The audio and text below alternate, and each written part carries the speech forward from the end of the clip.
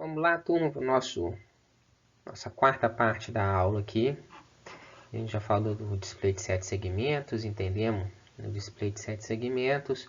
Parte importantíssima de trabalhar com o display de 7 segmentos é a questão de codificação da palavra binária com relação a quais segmentos que vão acender no display, de forma que a letra desejada, o número desejado, seja mostrado pelo display.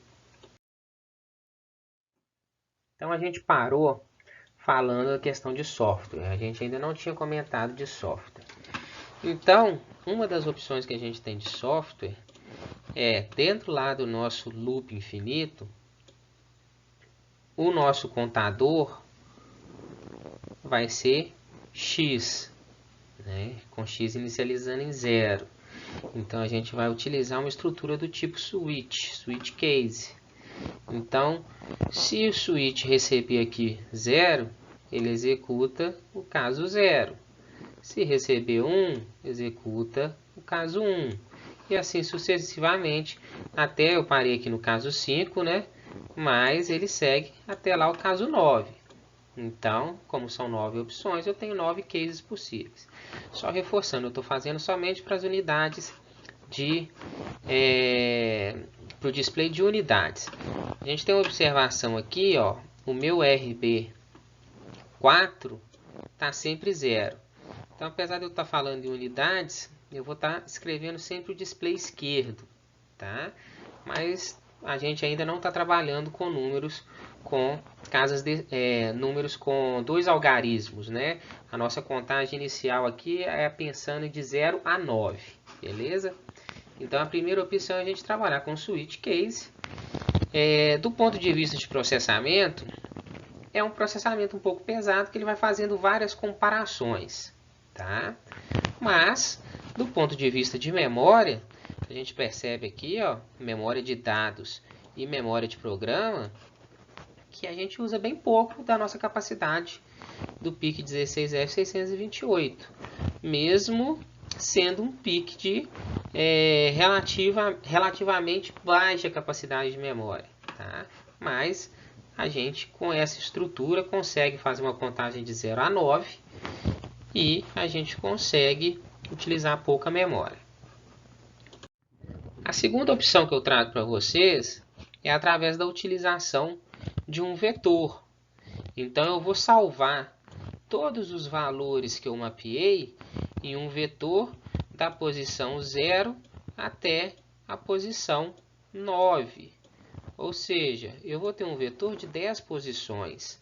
Cada posição desse vetor se refere à combinação binária que acende determinada sequência de segmentos.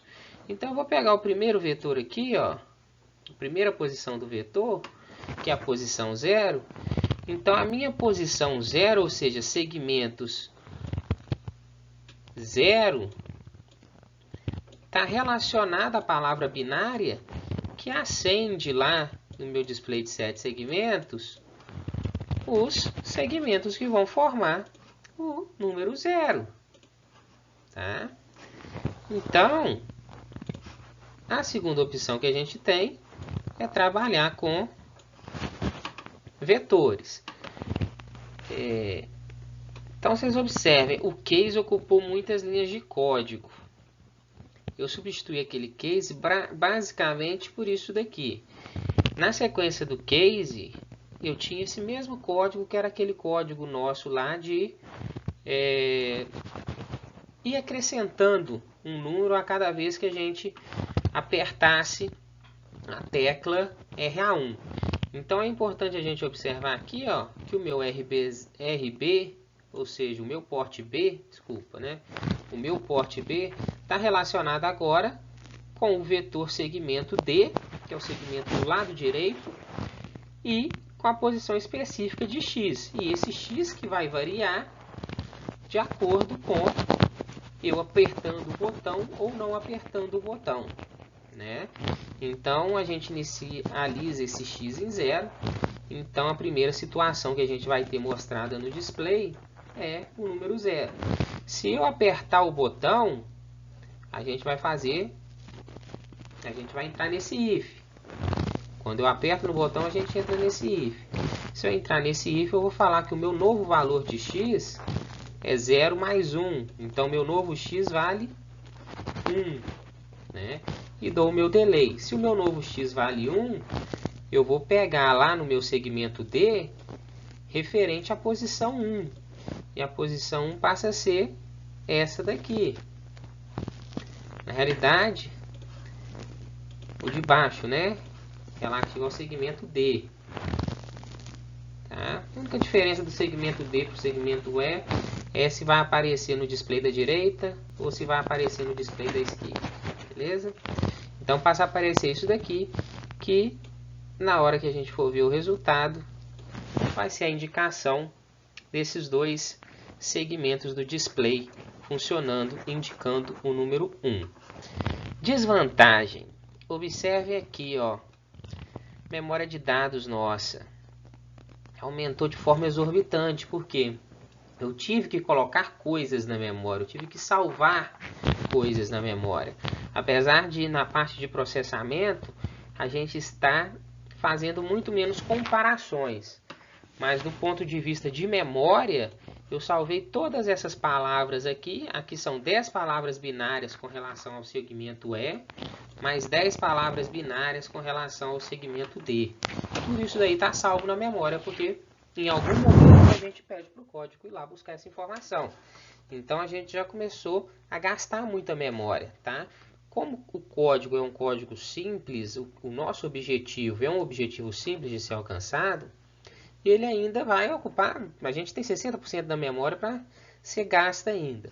Mas quando a gente trabalha com microcontroladores, isto daqui é um gargalo de programação. A gente precisa pensar muito bem a programação para entender como que isso vai funcionar e para conseguir economizar essa memória, para a gente não estourar a capacidade de memória do microcontrolador. Beleza?